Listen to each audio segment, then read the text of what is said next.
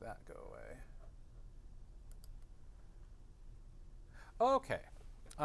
So if you remember last time, we talked about binary and hexadecimal. The whole reason I was teaching you that was so I could teach you this.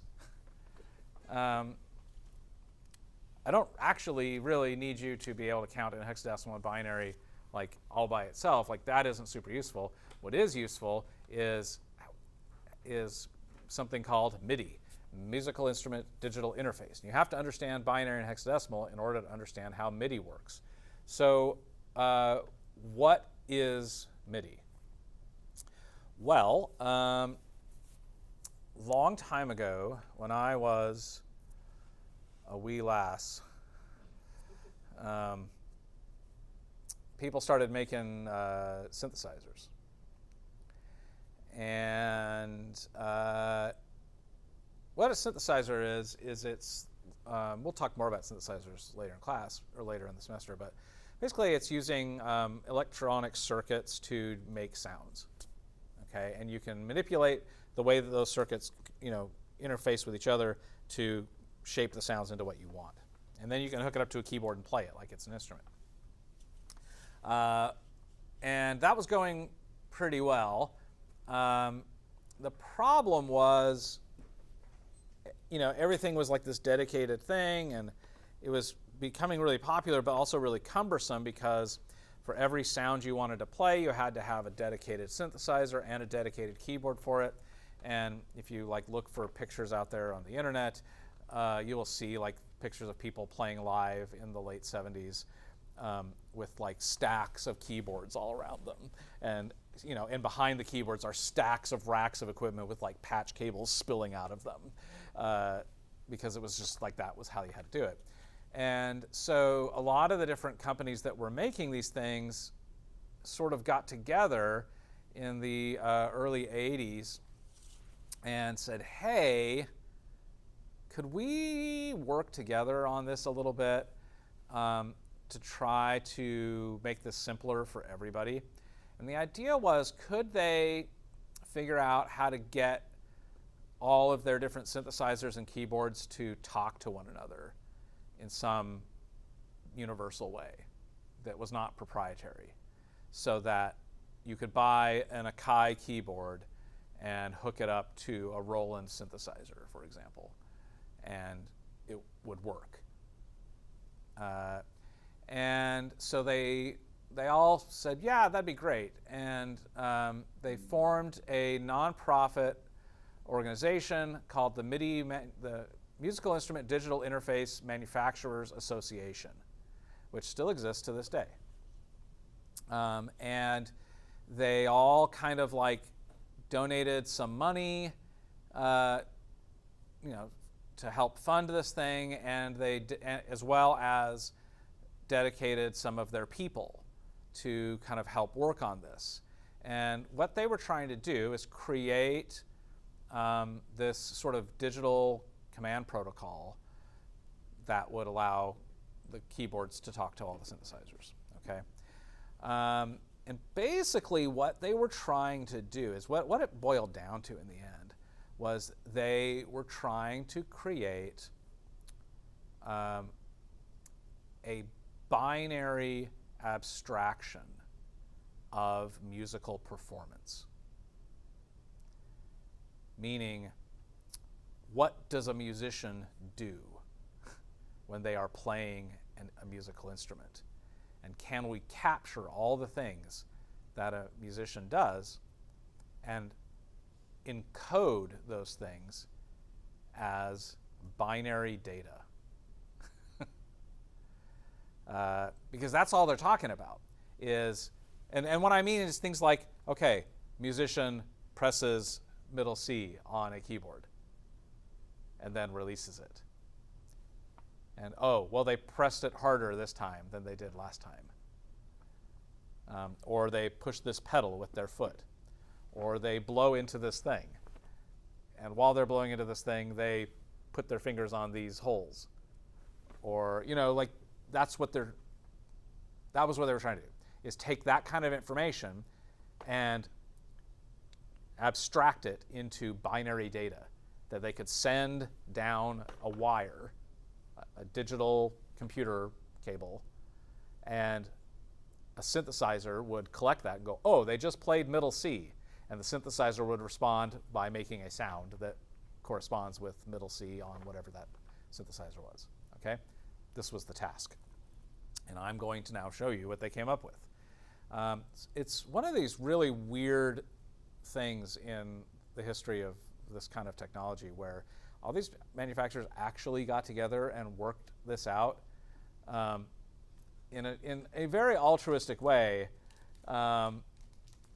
and nobody got screwed as far as I can tell, and it worked, and they kind of got it right the first time.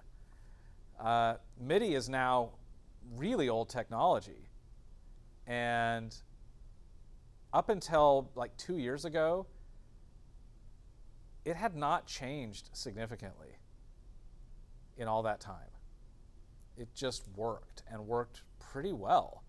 And just a couple years ago, they released finally a long-awaited update to the MIDI, the general MIDI specification, called it MIDI 2.0. Just came out a year or two ago, and it's pretty interesting. It adds some things, but they didn't undo any of the the original MIDI protocol still exists. They just sort of added to it now in some really exciting and interesting ways. So it sounds like something that's you're going to look at this and go, yeah, that's really old and stupid, and there's better ways to do this now. It's no, there's actually not. This is a proven technology that works really well and is super reliable. And it's really efficient, which is why we still use it all the time, because they really got it right the first time. It's very cool. So I'm going to explain it to you, because you will run into MIDI in all kinds of things. MIDI ended up being so useful that they started using the technology for all kinds of different things that they didn't anticipate when they first figured it out. So mixing consoles, for example, use MIDI. Every mixing console in our shop that is a digital mixing console can generate and respond to MIDI commands. So this isn't just synthesizers and keyboards anymore. It's all kinds of things. So let's start talking about it. So first, let's remind ourselves a little bit about counting. So remember, digital equipment counts in binary. That's how computers work. Each binary placeholder is called a bit. And by binary placeholder, I mean the 0 or the 1, right? And we know that those placeholders are 2 times the value of the previous one, right? They just keep doubling as you go on. 8 bits equal a byte. So for example, this is a binary byte, 01010101. Now, just to put this into perspective, a byte is 8 bits. A kilobyte is 1,000 bytes, or 8,000 bits.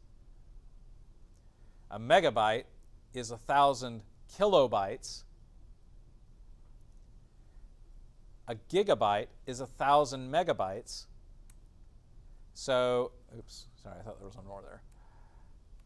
So it keeps going. Of course, there's terabyte, which is 1,000 gigabytes, so on and so forth. So when you think of these values that you've seen in file sizes and stuff, it all distills down to how many zeros and ones are inside of that file. That's what that means. Okay. So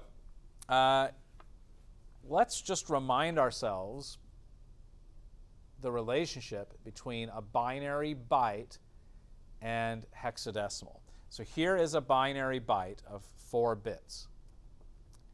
And we could figure this out. We know how to figure this out.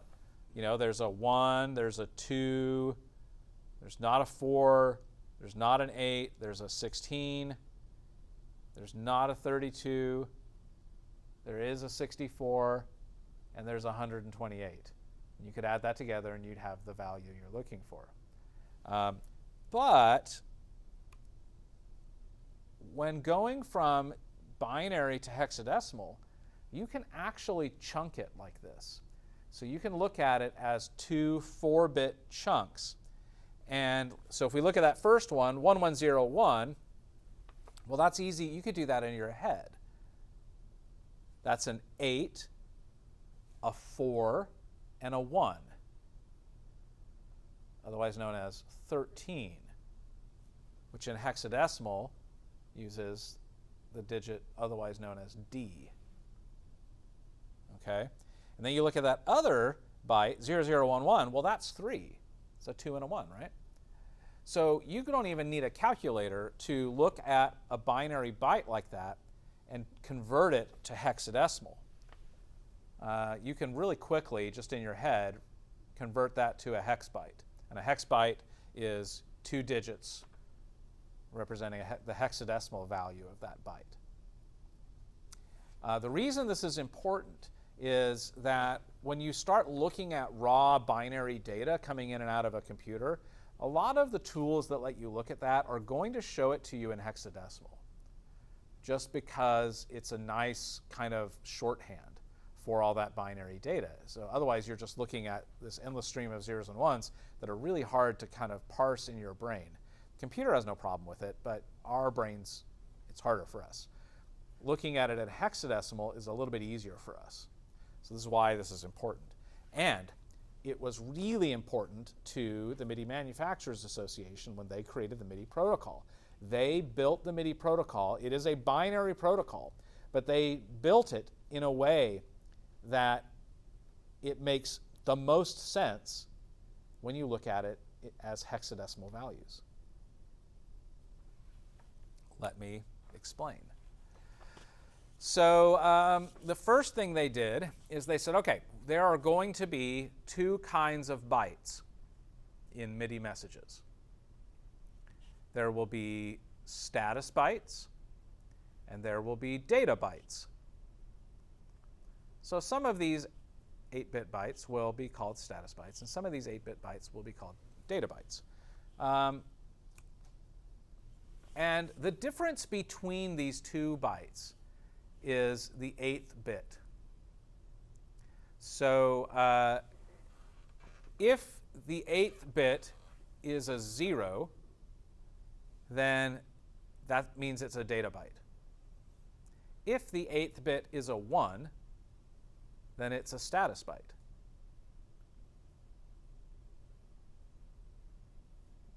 Okay? So if that 8th bit, the one that represents 128, if that's a 1, then you know that that's a status byte.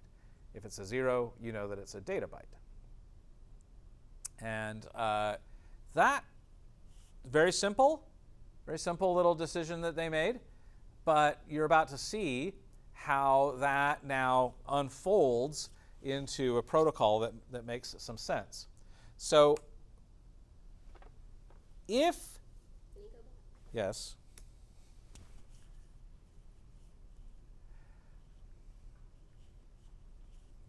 So if a status byte must have a 1 for the 8th bit, what is the lowest value that you could encode with a status byte?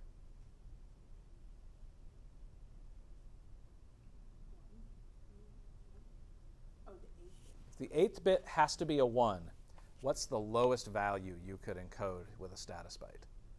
128? Yeah, 128.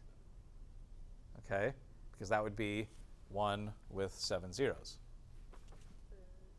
Okay, so 1, 0, 0, 0, 0, 0, 0, 0 is the lowest value that a status byte can have, which in hexadecimal that's 80, and in decimal that's 128.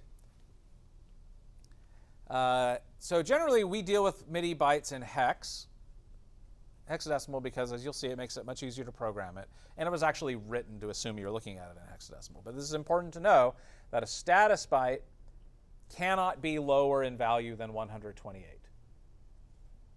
Because once it goes to, the only way to get it lower than 128 is to turn that 8th bit to a 0, and then it's not a status byte anymore. Okay. So what are status bytes? Well, status bytes are bytes that tell you what to do, or tell the synthesizer what to do. So if we look at the lowest value that a status byte could have, we know that's 80, because that was in the last slide, right? 128, 80. That's the lowest value you can have, so that way all the status bytes have to start there. And they said, okay, if we look at this as hexadecimal, then we have what's called the high nibble and the low nibble. And the high nibble has to be an 8 or higher. But the low nibble could be anything we want, right? The low nibble that represents those lowest value bits could be anything. But the high nibble has to be 8, 9, 10, 11, 12, 13, 14, or 15. Encoded as 8, 9, A, B, C, D, E, F. Okay, which means you have that many different categories of things that could happen in a musical performance. You have 1, 2, 3, 4, 5, 6, 7, 8 possible status bytes. 8 different kinds of things that could happen. And so the first one, 8, is a note off message. That means a note was released, not being played anymore. The 9 is note on, meaning you pressed a note. So you press a note, you're sending a status byte with the high nibble of 9. You release the key, you are sending a status byte with a high nibble of 8. But there's other things that you might want to do in musical performance. So there's something called aftertouch or polyphonic key pressure, and that's a status byte value of 10 using A. And that's like, okay, I've pressed the note is on, but now I'm going to, manipulate the pressure that I am applying to the note. And that could be on a keyboard, but that could also be things like, on a stringed instrument. Sometimes you mess around with how hard you're pushing the string, And so that would be the 10, but that's polyphonic key pressure, meaning on a note-by-note basis. But then they also did the 14, which is the D, they did as channel pressure, meaning that aftertouch or that pressure value would apply to the entire MIDI channel. We'll talk about channels in a second here. So there's 2 different ways to encode aftertouch on this thing. The value of 11, the status byte value of 11, or B, is going to indicate a controller change. And a controller is things like pushing a pedal, like a sustain pedal, or an expression pedal on an organ, or could be like a breath controller. You're blowing into something. That's a controller value. Or it could be like a volume thing, like you're controlling a volume on a slider. Or you're turning a pan knob. Like those are all controller values. Okay? So that would use the B status byte, or 11. And then there's things called program change, which uses the 12 status byte, or C. And program change is like, in the context of a synthesizer, that's like a different sound. Okay? So, program 0 would be a piano. Program 1 would be an electric piano. Program 2 would be an organ. Program 3 would be, a bass, so on and so forth. So you could send a program change, and it would recall a different patch or a different instrument setting. But it could mean other things too. Program could mean a lot of different things, but that was the original intent was these will be different sounds that are loaded into the synthesizer, and you send a program change to call up what sound you want. Okay? And then they used E, which is the 14, for pitch bend. And this would be things like the trombone, right, sliding, or moving your finger on the string of a string instrument. that gets its own status byte. And then the last one, the F, or the 15, they reserved for something called systems exclusive. And this was, from the manufacturer's point of view, their get-out-of-jail-free card, which was how they were able to all get along. Is they said, we're going to reserve one of our very valuable and very limited status bytes for systems exclusive, meaning this can be the secret sauce per manufacturer. So each manufacturer can do whatever they want with the systems exclusive byte. And they didn't have to agree on that, and they didn't have to tell each other what they were doing. But they were just all going to agree that they would interpret that byte, differently amongst each other, within some boundaries. So they did set some sort of like guardrails around it a little bit, just so that it wasn't complete chaos. But they can do whatever they want with that. Yes? For example, some sort of MIDI controller is sending equipment or sending messages to a computer that is doing something with that MIDI signal, how fast does that information travel? Like, is that on like a word clock sort of thing, like we talked about? It moves as fast. Well, there is a speed. Cool. In terms of like bits per second, but the actual message moves as fast as electricity down the wire. So, like, instant. And this was built to be fast because, like, you push the key, you want the sound immediately. So it's really lean, really mean, and it moves really fast. So an individual message moves really fast. The speed factor is just like how many messages can you cram down the wire, every second. So there is like a kilobits per second theoretical limit. And the reason I say theoretical is that there were a lot of things they put in the MIDI spec that they were just like, remember, this was like the early 80s, and they were like, oh, well, the limit will be this. But it was just because they had to make a limit, and it wasn't necessarily that limit had been tested. It was just like, well, in order for something to be compatible with MIDI, it needs to at least be able to do this. And we found over the years that like they were really conservative in some of those things. Like, for example, they said that you couldn't transmit MIDI more than, was it 15 feet or something like that? Or maybe, yeah, I think it was 15 feet. Or might have been 50. No, I think it was 15. They're like, all the devices have to be capable of transmitting 15 feet. Well, I have personally sent a MIDI message 300 feet down a wire successfully. So, like, yeah, totally fine. Did they just like make that up? Yeah. Right. Okay. Right. 80s. But again, they're just thinking about compatibility. They're just saying the whole point is that we all need to be compatible with each other. And so if you're going to put a MIDI interface on your piece of equipment, it needs to be able to send a message at least this far. So they were just talking about compatibility. It wasn't necessarily that that's the limit of it. It's just like it needs to be able to do that. So that's what they wrote in the spec. Okay. Now there's an extra little thing that they made in status bytes called channel mode messages. So you've got the channel voice messages, which are those ones I told you about. And then you've got systems exclusive, which is like system specific stuff that they were all going to like do their own thing with.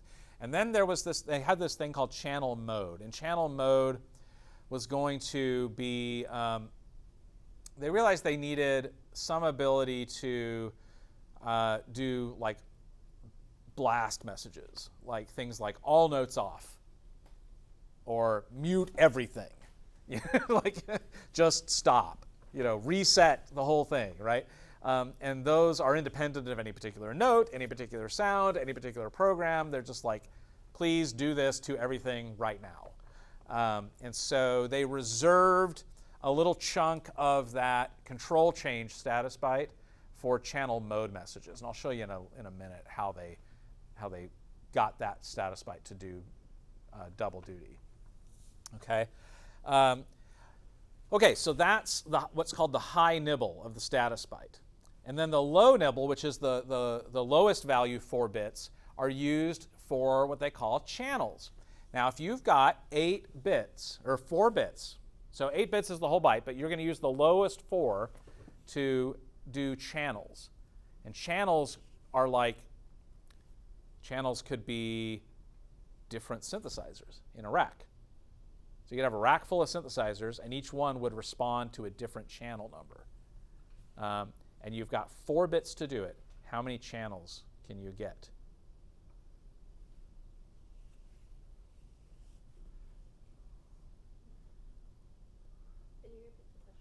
You got 4 bits to encode channel numbers. How many channels can you have in MIDI with only 4 bits? 16. Oh, because the extra. Because the 0 counts. So yes, 16 channels starting at 0. 0 through 15. So when you send a note on message, you also then take those last 4 bits and decide a channel number. So channel 0, you would do 90. And that's note on for channel 0. And then you do, if you did 91, that would be note on for channel 1. So you could have 2 different synthesizers in a rack. And when you do note on for channel 1, the second synthesizer would respond by making a sound. If you do note on for channel 0, the first synthesizer would respond by making a sound. Or you could have multiple sounds loaded in a single synthesizer, and each sound is tagged to a different channel. So you send note on for channel 1, and you get the piano sound. You send note on for channel 10, and you get drums. Okay? But you're limited to 16 channels, and it is 0 based. So usually we don't call it channel 0. We just call it channel 1 through 16. But at the digital level, it's 0 through 15. Okay? Okay. How are we doing so far? Okay? Any questions? On the double-digit numbers on the second nibble, would it be like 8A, or would it be like Yeah. 11? Yeah. So like if you wanted to do channel 11, which would be binary 10, right? That would be 9A for note on for MIDI channel 10. 9A. Yep. 9B and so forth. Mm-hmm. Yep. It feels like a limitation. Well, yeah. I mean, so you only get 16 channels, right? But she's timeless. Yeah. Isn't that interesting? Yeah, what happened? Well, we'll get to it, so you'll see. I know, that's why Yeah. I'm sitting. Okay. I'm ready. Okay. Sam. I'm formulating a sentence. Are the channels, are those what determine like the pitch of the note? No. Okay. I mean, I suppose they could if you wanted to, but no. Okay. Not typically. Okay. Because you were saying 16, I'm like there's only 12 Ah. in an octave and Yeah, that's actually the next thing we're going to talk about. If you're ready for that, I can go to the next thing. So, hey, Jason, there's way more than 16 notes on a keyboard. So, like, what's up? Are we? Yes. Are we screwed? Right? Turns out, no. Because there are things called data bytes. Remember? So data bytes follow status bytes. So status bytes tell the MIDI device what to do. Data bytes tell it how to do it. So remember, data bytes are bytes with the 8th bit turned off, which means data bytes cannot have a value larger than 127. Yes. so it just sends status byte and then data byte, or I guess Yeah. one or the other. Yeah, they come together. Okay, so there's just 2 bytes down the wire, Well, 2 bytes down the wire, 2 bytes. Could be you can have multiple data bytes Okay. that go with a status byte, Okay. and we'll get into that. But the important thing to know about data bytes is they cannot have a value larger than 127. Okay. Yes, a single data byte cannot be higher in value than 127, which is a significant limitation, and a limitation that MIDI gets a lot of flack for by people who don't understand it, because they see that limitation and they're like, well, what if I need more than that? And they haven't taken the time to read the MIDI handbook and realize that these really smart people thought of that problem and came up with a solution. But yes, each individual data byte cannot have a value larger than 127. Otherwise, it becomes a status byte, and that would screw up the message. And we don't want to do that. If you look at that in hex, that's 7F. So in hexadecimal, a data byte cannot be a value higher than 7F. Because what would be the next value in 7F? 80, which we know is node off, right?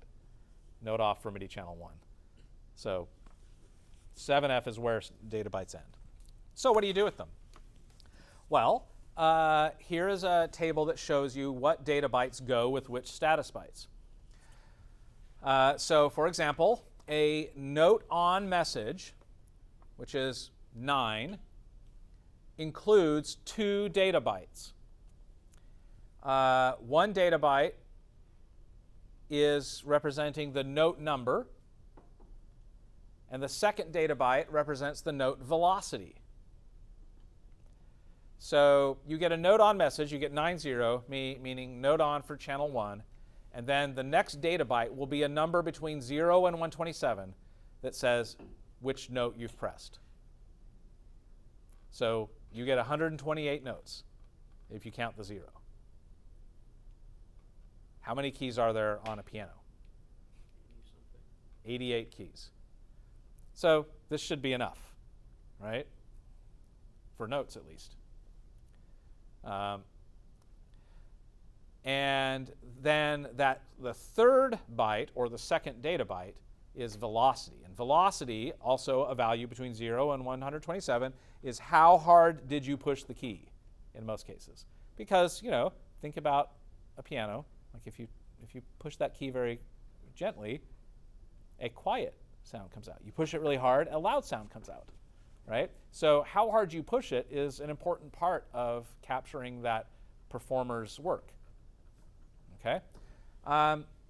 And they put a little cheat code into that velocity data byte.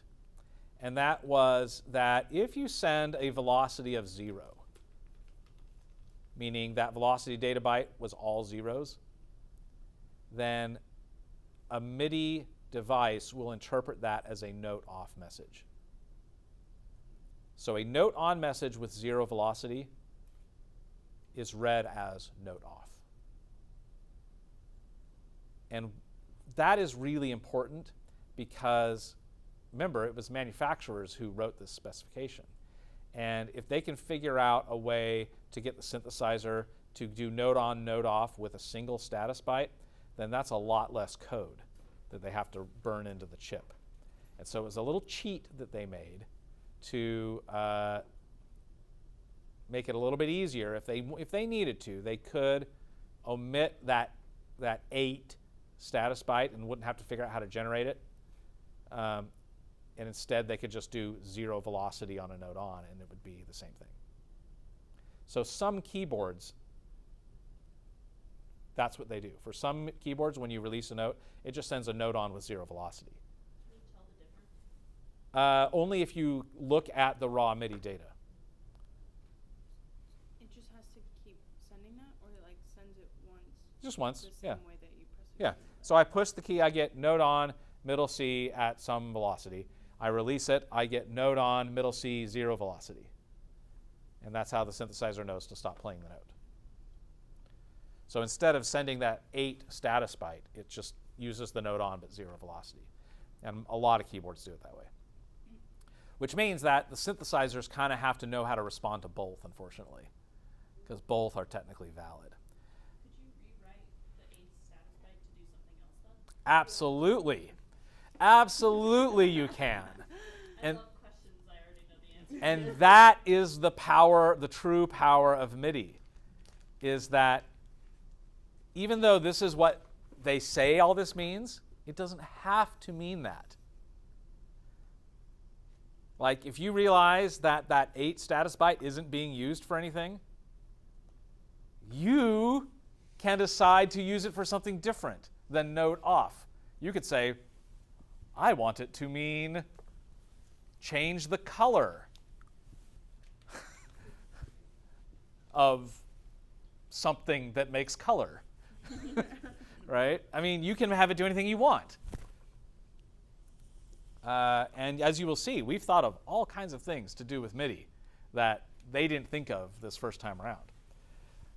Okay, so these are the examples of the data bytes that come with it. So most cases, it's 2 data bytes that go with it.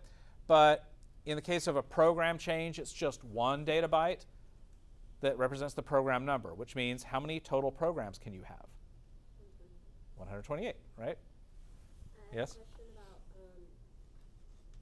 the control change right above it. Yeah. It goes from 0 to 119, which is, I guess, 120 values, but like that, I feel like we don't normally talk about that number. Ah, so you're seeing that the controller number is limited to 0 to 119, but the data byte could go as high as 127, couldn't it? Yeah. So what are we doing with those other 8 values? Oh, is that the middle? That's the channel mode messages. That's how they did it, is they reserved 8 controller values for channel mode messages. And that's what these are? No, the channel mode messages are something else. Remember back here, I was like, they said they are using the B status byte twice. Yes. That was how. Is they just said, okay, that data byte that goes with it, we're gonna divide that in half, not really in half, but we're gonna partition it and have some values will represent control change and some values will represent channel mode messages. That's so annoying. But if you have a device that doesn't care about channel mode messages, You just gain that. then you get to use those 8 bits for those 8 values for something else, right? It's getting fancy. Yeah. What were channel mode messages again? I'll get to it. I'm not quite there yet. Okay, so program change comes with 1 data byte, which means you get 128 total programs. And you're thinking, what if I want more? Fear not. The MIDI Manufacturers Association has you covered. Can I like email them? Like, are they like reachable? Yeah, they're a real thing. You were part of this? MIDI.org. You're like selling them so hard. You're just one of them. No, I mean I'm not a manufacturer, so I'm not like, you know, You've never been a part of that school. I'm not a member. Can you join? I do have a registered systems exclusive There it is. ID though with the MIDI Manufacturers Organization. That's awesome. Nerd. So there's that, I guess. I haven't used it in a long time, but Up your alley. How long? A long time is in like a week or Yeah, I haven't been able to use it since the snow. it's like ever since the Mac went to 64-bit oh, wow. on its processors. No, it was like 6 or 7 years ago. Yeah. Okay, here's an interesting thing. Look at pitch bend. So that has 2 data bytes, and both of them are the bend value. Well, how does that work? Well, the idea, well, you would think, right? Up, down, but turns out no. the idea there was if you're thinking of pitch bend and each value of that data byte represents the change in pitch, a range of 128 pitch change values is not enough resolution to do a clean, continuous pitch bend. And so what they did instead was they said, okay, well, we're going to do 2 data bytes with that. And the first one will be, and those 2 bytes will combine to create the full value, which means the actual pitch bend value is a 14-bit number. Why 14? Yeah. Because each data byte can only use 7 bits for the value, because the 8th bit has to be a 0. So they're going to combine these 2 bytes to create a 14-bit value. And so the first byte will be what they call the least significant byte, meaning it will carry the lowest values of that 14-bit number. And the second byte will be the most significant byte, meaning it carries the highest bit values of that 14-bit number. Okay, so the first byte is bits 1, 2, 3, 4, 5, 6, 7. And the second byte is bits 8, 9, 10, 11, 12, 13, 14. And if you have a 14-bit number, what is the highest value you can encode? Gotta be at least 14. More than you'd need. Turns out it's 16,535.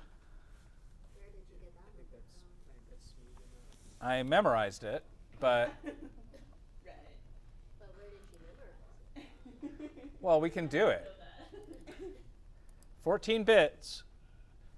The highest value would be 14 ones, right? Well, no. So Yeah.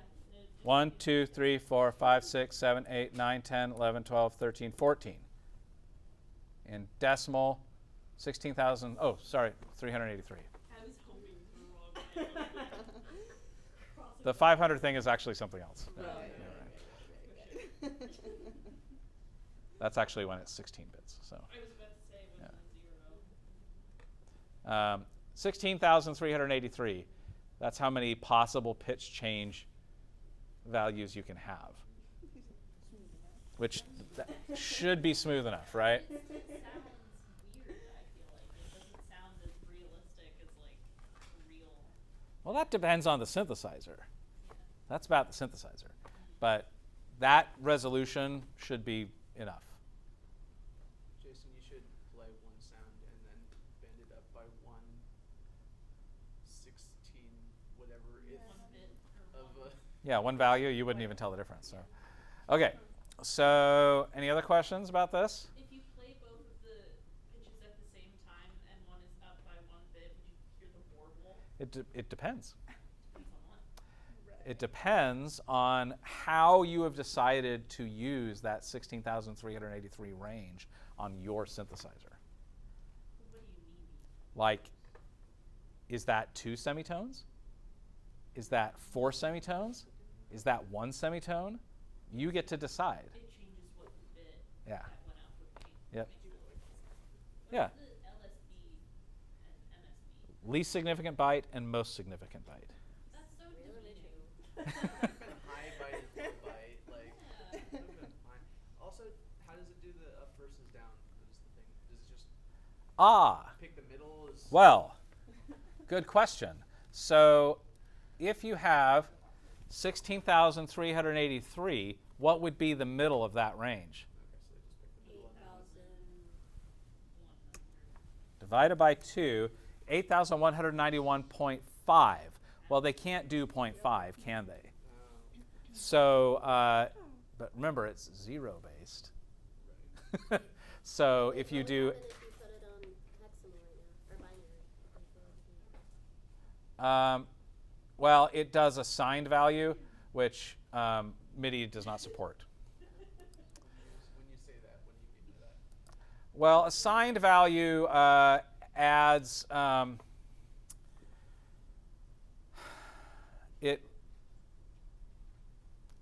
it adds an extra bit. Yeah, because it To it. changed our number. Yeah. So in reality, what you do is 8,191 is the middle, I think.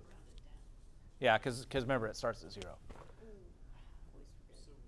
1093 would be up or pitched up a little bit, and Yeah. 1090 would be pitched down a little Yeah. bit. Yeah. All right. Well, let's start looking at these individually now. Oh, sorry. What was your question? No, I didn't mean it. I was just gonna say, like, so what if you go so high above the pitch that it doesn't fit in the 8,000? What if you like start at the middle and then you just keep going? You can't, Why not? because you run out of bits. Oh, You can't go that you. do it. Well, you can't generate a value higher than 16,383. You can't do it. Okay. 16,383 is the highest you can go with pitch bend. So that's like the limit. That's the limit of the message. That is not the limit of the response. The response to that message can be whatever you want. Like you can decide on your synthesizer what 16,383 means in terms of pitch value. Can you like just pitch shift up then? No, you can go down. Because remember, the middle is that What if 8,191. I just did I just break what pitch bending is? Like if you just You could decide that. decide it. You could decide that 1 is 0, and you just really want to go. No, look. Is that what you were asking? Well, I was like, what if, say, you're like, Oh, Jason brought out the MIDI monitor. Serious. it's so hard to like turn the Okay. thoughts into, Here's pitch bend. It's just Hang on. you want to like pitch bend it just up. So you had all 16,000. You could do that. Yeah? You So just tell the synthesizer that the middle is the bottom, and the synthesizer will go, okay. And then we'll do it. It'd be kind of weird on something like this. Why isn't it doing it? Yeah. The wheel snaps to the middle, so you'd currently be bending up by half your. But you know, you could. Hang on. Let me. Did someone unplug my keyboard? Someone unplugged my keyboard. Jason's gonna shoot someone. Oh no, it's okay. I got it. Okay, here you go. So I've got it in hex mode. So if the pitch bend's all the way down, I get E0, 0, 0, 0, 0. Pitch bend. I don't know if I can make it bigger. You can, it's fine. You guys need that 2020 vision like me. I'll be on my glasses. Hey, these are new. I'm sensitive with that. Okay.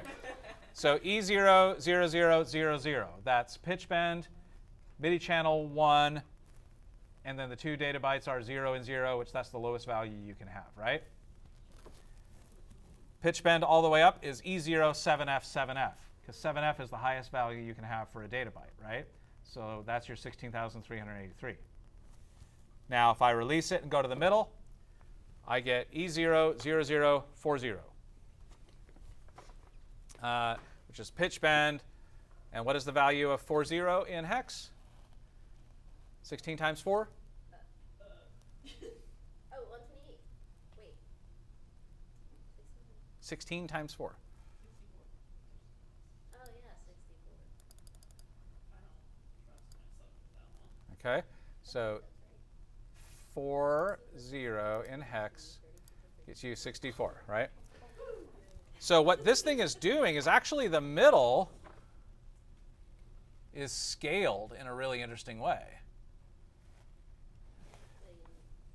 Well, 64 is not in the middle of 0 to 16,383, is it? It's in the middle of 128. Or 127 Oh, or which is whatever. our 80, right? But it is in the middle of 128. Who said that? Why would that be important? Because of the. So think about if you are a manufacturer and you're going to make something that responds to this. Yes. Is the MIDI controller saying, okay, I'm going to take one byte, and I'm going to use that to get the value of where we are here, and then it's translating it into the 2 bytes that it's sending for the pitch thing, or is it doing something? No. What do these 2 data bytes mean again? They're turning into a 14. Yes, but we've got 2 of them, and they don't mean the same thing. The first one is the least significant one, And the most significant. and the second one is the most significant one. So does that last one that is 40 actually represent 64? No. It represents, is it all of the first one plus? It actually represents, let's see. Yeah. Oh, no. So that's talked about. Okay. So here is your 7-bit value, right? But this is the most significant one. So if I add 7 more bits to this, 1, 2. Oh, hang on. 1, 0, 0, 0, 0, 0, 0. Okay. Now I'm going to add 7 more zeros to this.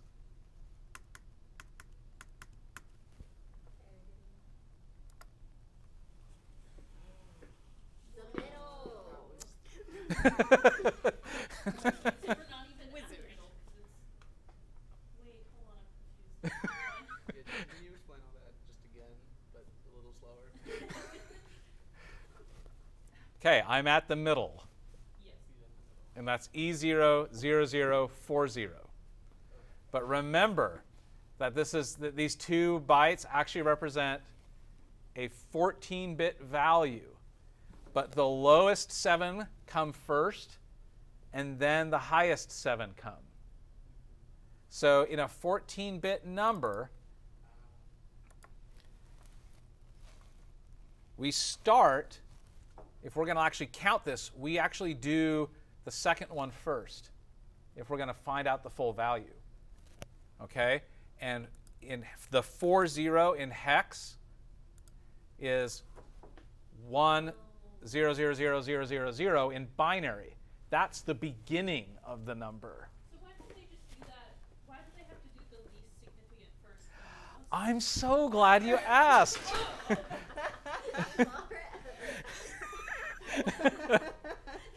Ace, you have a great ability to find what Jason wants to talk about. Just asking him.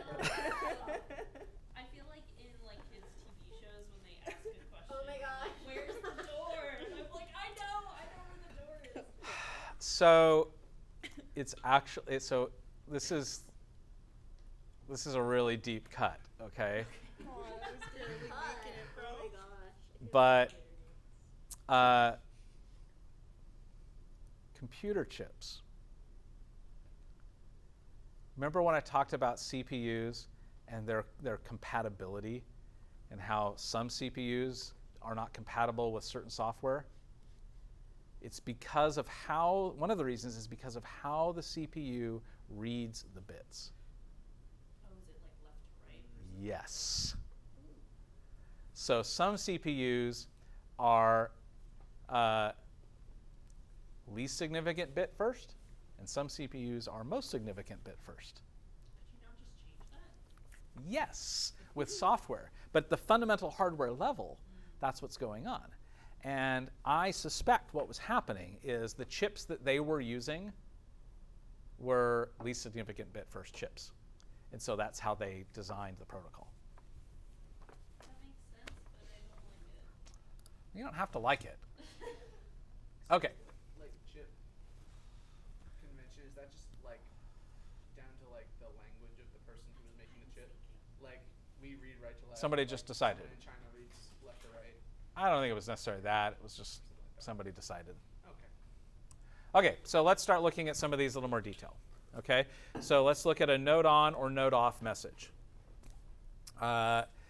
Here is an example of a note on message. And I know it's note on because it starts with a 9, right? 91457F. Well, let's start breaking this down. How do we know what this is saying? Well, we know the 9 stands for note on. And the 1 that comes after that is MIDI channel 2. Because MIDI channel 1 is 0, right? Now, this second byte represents what?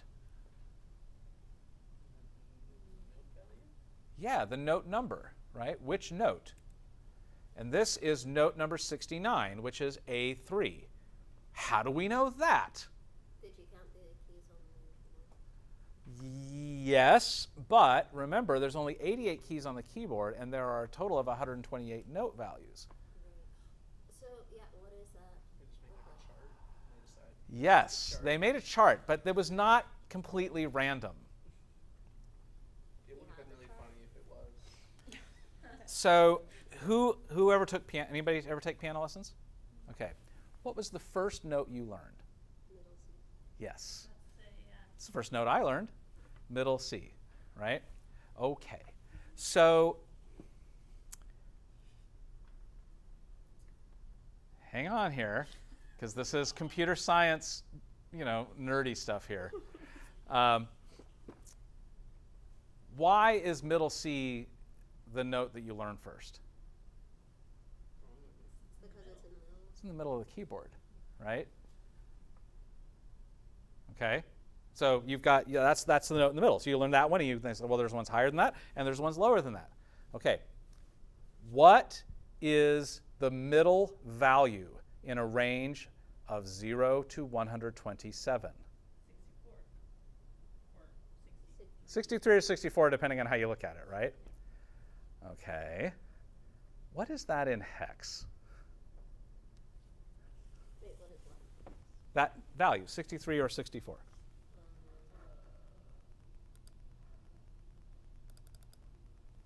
40. So let's do 64. In hex, that's 40. Okay. Oh, Well, that is not, what would be let's see. What would be 4 numbers lower than that in hex? 4 numbers. 4 values lower than that. 3C. So middle C. Which C is middle C on a full-size keyboard? The C3. middle one? If you count the C's from left to right, it's the 4th one. It's the 4th one, but in MIDI we count zeros, is zero-based, right? So actually middle C is C number 3, I was right. because the first C is C number 0. And so middle C is C number 3 on the keyboard if you do zero-based. And 3C in hexadecimal is almost exactly in the middle of that 0 to 127 range. It's not quite exactly in the middle. You have to fudge it by 4 values. But if you do that, then in hexadecimal, 3C is the note for middle C, which is C3 on the keyboard. And they just started there. And they said, okay, well then notes higher than that and notes lower than that. And that's how you remember what note values are. You start at middle C, and you always know middle C is 3C in hex. And then you figure it out from there. That feels like a lot of, stretching. Well, of course it is, but they had to do something. Yeah. Like they had to make a decision. How do we know what notes go with which numbers? Well, we have to decide something, and they could have made it completely arbitrary, or Everything else they yeah, or they could have had it make some kind of sense, and they decided to have it make some kind of sense, even though that sense required you stretching a little bit. Okay, so if middle C is 3C, aka note number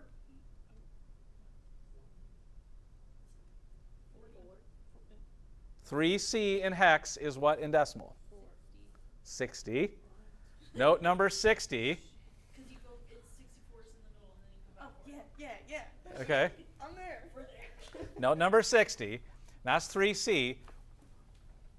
In hex, how then, what would be note 4, 5? Okay, well, here's middle C, and that's 3C,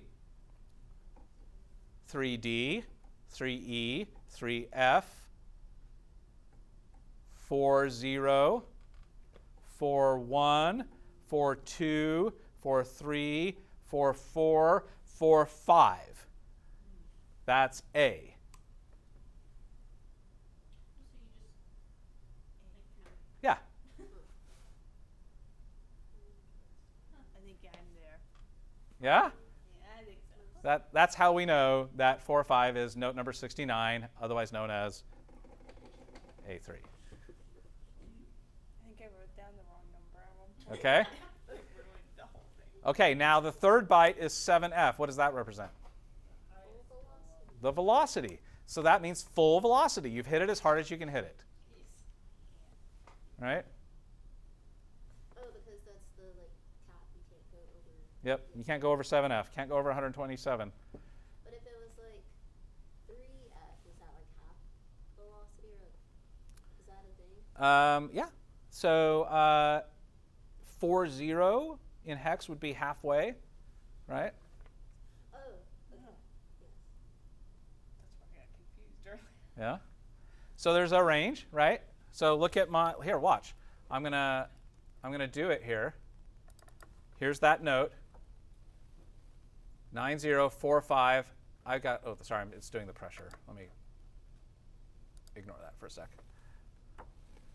Okay. That time I got 7, 0 for the velocity, and that's the note off. Now I'm going to hit it a little bit, not quite as hard. I got 9, 0, 4, 5, 3, 9.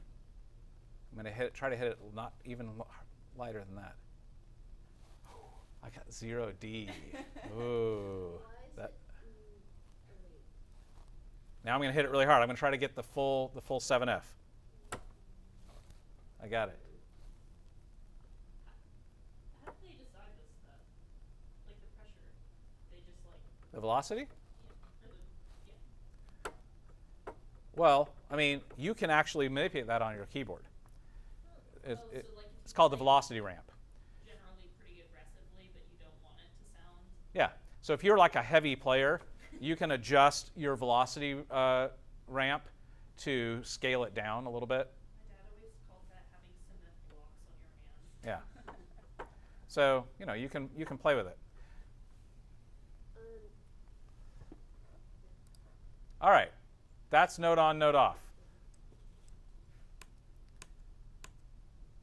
You ready to look at another one now?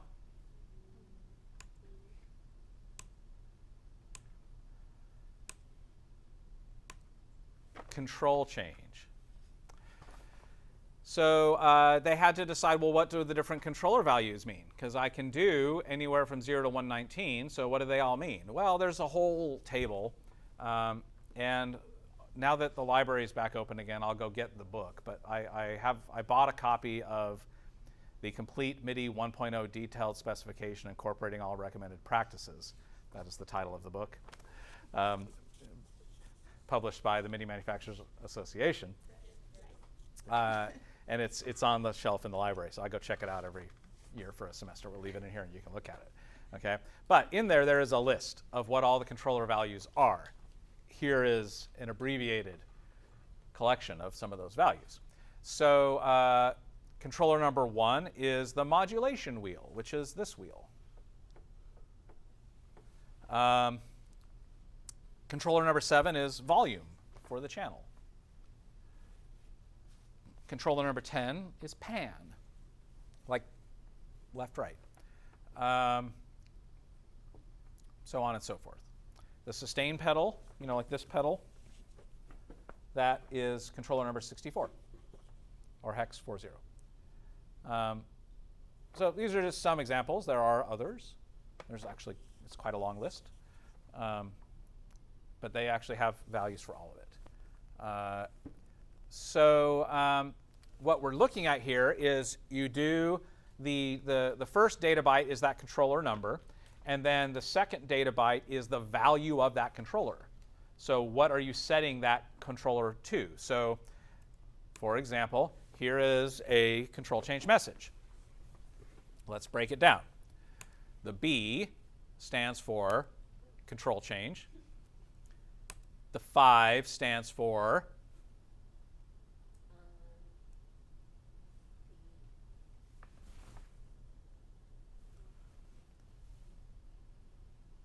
would 5 be,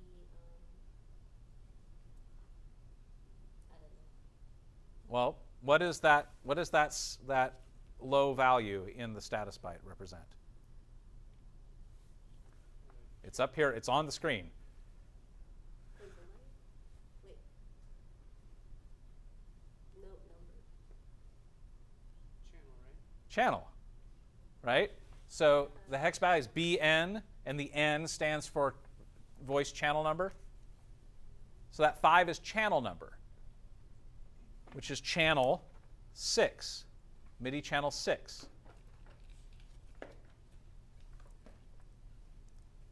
What is the second one? This 07. What does that represent?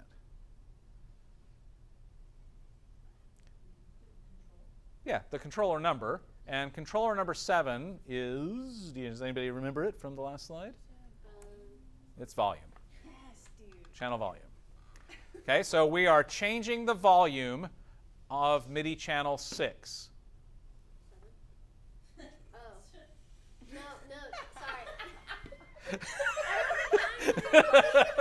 I wasn't trying to be funny. I just looked at the board and controller 7, but you talking about controller 6.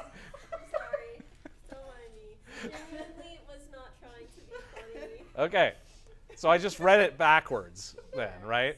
We're changing the volume of MIDI channel 6. Right. And therefore, what does this third byte stand for?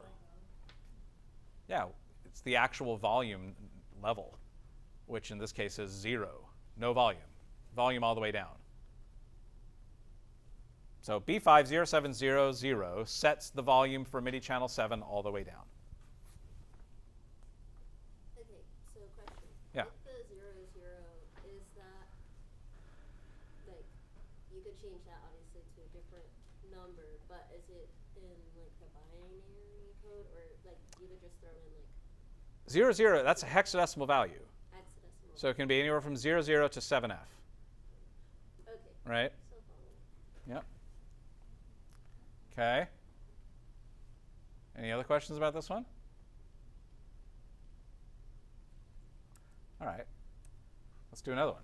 Program change. CB6B. This is a program change message. How do I know that? Because it starts with a C. And C is program change. What does the B stand for? The channel number. What channel number are we talking about here? 10. Wait, 11. Wait. No, You go to please, I was actually confident that time. 12 is the 0. Yeah. It's 0.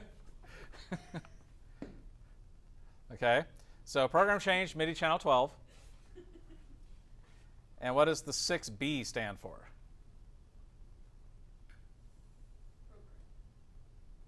Program number. Which program are we changing to? 6B, which is decimal value.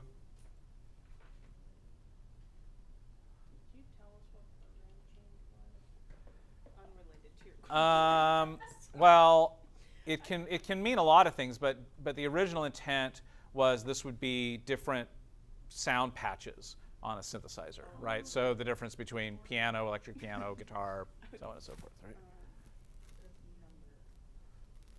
6B is what value in decimal? Hint, it's somewhere between 0 and 127. Whoa. Super helpful. It's somewhere up there. I'm gonna go 92. That's my guess. Well, it's 6 16s, which is more than 92, I right? don't know how you guys do this in head. That's And 6 16s and 11 ones. 107. There you go. Program number 107.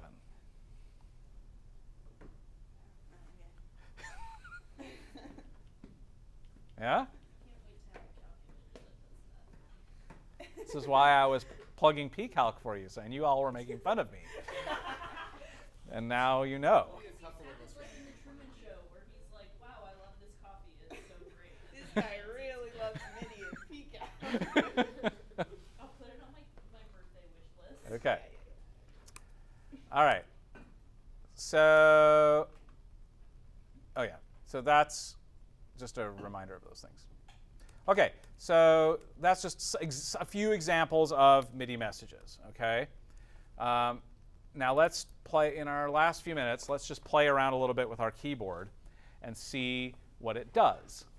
Okay. So I know that if I push this middle C note, I get 903C and then some velocity. In this case, 50.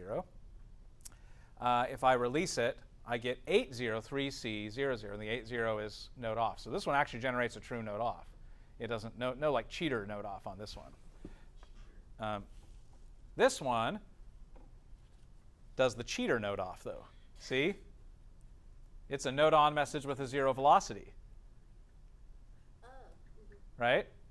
So I get 903C4B, that's note on with a 4B velocity, but then I release it, I get 903C00. And 9 is technically a note on, but the 0 velocity means note off. Genius. Yeah? So I got two keyboards here that are generating two different kinds of note off messages. All right? Do you prefer one? Do you like the cheater one so that I you feel can like you program think the it's smart. Yeah. Okay, so let me do this again. So I'm gonna press the note, and now while I'm holding it down, before I do the note off, I'm gonna now push on the note a little bit. Oh, hang on. There we go. So, what am I getting? There's D07F. What is D?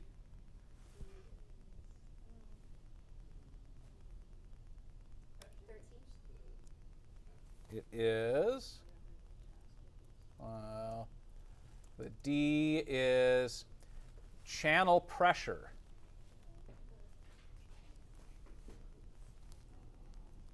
So channel pressure, and then I have 1 data byte, which is the pressure value. So D07F is channel pressure for channel 0, or channel 1, right? 7F is full pressure, because I'm pushing as hard as I can. But if I start pushing less hard, that data byte value changes, depending on how hard I push on the key. Well, I'm just wiggling it. You know, I'm wiggling it. Okay? And then I eventually will release the note, and I get a note off. But that one's an 8. Yeah, It's this one, remember? because this one does, Oh, you're so right. yep. I thought it was. Now this one, if I go to this keyboard, I get note on, and now I'm going to start pushing on the key, and nothing happens. Why? This keyboard doesn't implement aftertouch. That is lame. What happens Super to lame. all of the other status? They just don't use it. This keyboard doesn't use it. Double lame. I know, that's why I like these keyboards, is these keyboards have aftertouch on them. And actually, it's rare to get a keyboard that has aftertouch. That's not a common feature that's implemented in a lot of keyboard controllers. Why they did that from the jump? They like came up with that from the jump. So like, why isn't I know. anybody doing it? Well, that's another chip you got to put in. You got to put more circuitry into here to capture that information, and that's more money, and your keyboard has to cost more. I'm imagining a tiny little hammer. Okay. All right. I'm going to turn this wheel. I have B0, 0, 1, 7F. I've got the wheel all the way up. Well, what is B? Control change. All right. What is the 0? B0. 0 is channel 1, right? What does the 0, 1 stand for? The control number. Controller 1, yeah, controller, and controller number 1 is modulation wheel. And then 7F stands for what? Well, not velocity, the control value. So the control value of 7F, that's the highest value I can have for a modulation controller. So I've got it all the way up. If I take it all the way down, I get B01100. So same thing, except that third byte is now 0 because I've got it all the way down. And if I just start manipulating, I can go up through the different values. Yeah? Do you have a favorite data byte? He totally does. I feel like if I asked you that my freshman year, you would have been like, I don't know, it depends on the purpose. Well, this is mostly what he says, Warm which it is down. why I'm excited that you're interested. Yeah, that you're taking it into Normally you consideration. say meh, but you actually do have a favorite. I think you're right. Well, to really answer that question, I would have to, it's not as simple as my favorite status byte. It's about the data bytes that go with that status byte. Same one. What's your favorite status byte?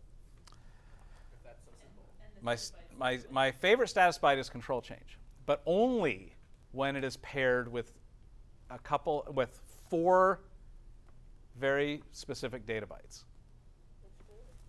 Pair more than 2. Well, I can, but I wasn't expecting to go here, but you asked. And isn't this what we do every class? Yeah, every class one of us asks these Okay, questions. here's the full table of controller numbers. This is awesome, actually. This is the book in the library. This is a scan from the book in the library, yes.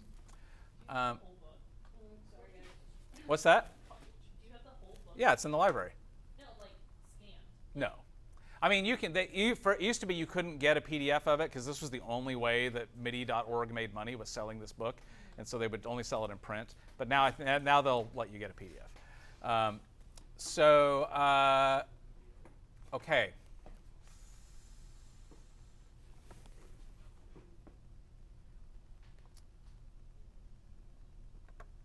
Look at this. 98 and 99, or hex 62 and 63. It's called non-registered parameter number, LSB and MSB.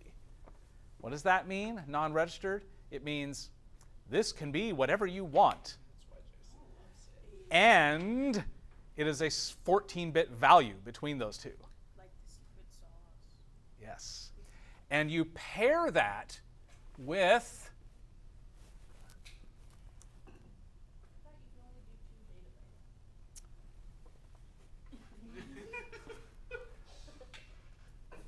bytes. LSB for values, and there's an MSB for values somewhere in here.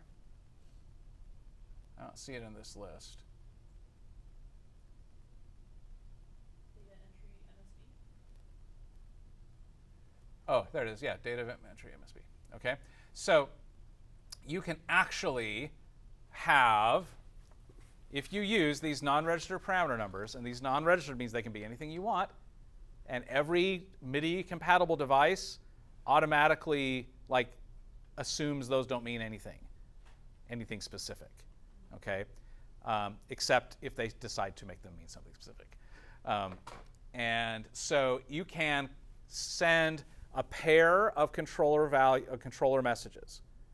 You could do control change, and then controller 98 with a value, and then controller 99 with a value, and you are targeting a very specific parameter on that device. That can be any parameter between 0 and 16,300 and whatever. And then you can follow that with 2 more messages, 2 more controller change messages that use MSB and LSB for the actual value of that thing, that non-registered thing. So it's a total of 4 messages you're sending to manipulate as many as 16,300 and whatever that number, 83 values, at a resolution of 16,383 as well. What would you be changing them to? Whatever you want. This is how Yamaha, for example, implements their MIDI protocol.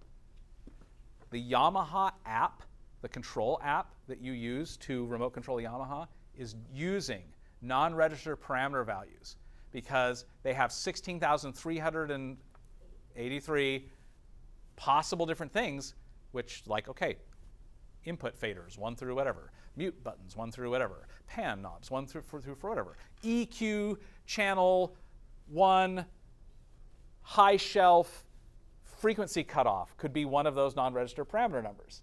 And then it could have a value that is a 14-bit number that you could set it to. So suddenly you've got a lot of possible things to control here. What if the non-registered parameter number was the same as a number used for something else? Would that since it's under Well, you wouldn't do that, right? Because now you could have two different devices, right? You could have two mixers that each interpret that non-register parameter number differently, but the second one would operate on a different MIDI channel. So your message would be to MIDI channel 1 for the second mixer, and then it wouldn't matter. You could send that same non-register parameter number to two different devices, and it would respond in two different ways, and that would be just fine. So anyway, there we go. What's that? Less limitation. Yes, so that's my favorite. All right, so we'll stop there, and next time we will talk about some extensions that were built into the MIDI protocol later when we thought of some other things we wanted to do. Does that count as the unlicensed parameter numbers or whatever they were? No. Did that already come in? Yeah, that was part of it day one. Yeah. Yeah. But they thought of some other things they wanted to do that they wanted to actually codify into the standard, and they added it later. And so and those are really useful things for us. So we're going to talk about those next time. Like what? Things like SMPTE timecode over MIDI, or transport control, like play, stop, record, or show control.